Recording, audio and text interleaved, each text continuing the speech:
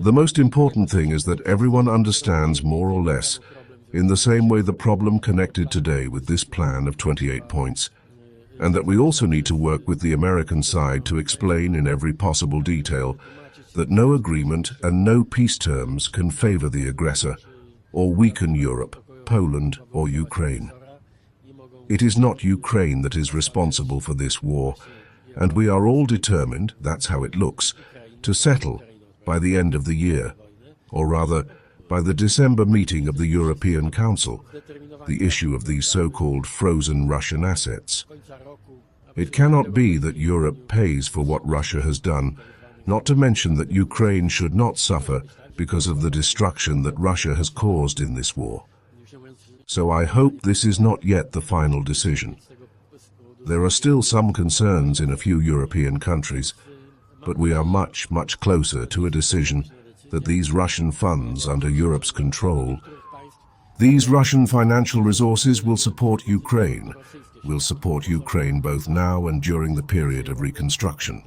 There is no consent for making military weakening a condition of peace, meaning, for example, imposing so-called limits on the number of soldiers in Ukraine. On this too, virtually everyone agrees, and the issue is delicate, because no one wants to discourage the Americans and President Trump from getting the United States on our side in this process.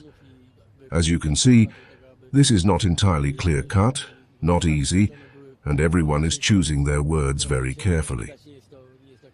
It is also worth starting to ask out loud whether we should definitely agree to the presence of nuclear weapons in the Königsberg district. Are we hearing more and more about the presence of these weapons on the territory of Belarus?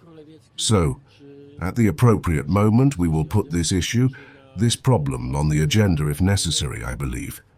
Everything indicates that this point is essentially a Russian point of view, meaning it is a manipulation or a kind of trap. No one will allow themselves to be drawn into this point. We can safely assume that this point will not move forward. It has not reached us in any substantive form.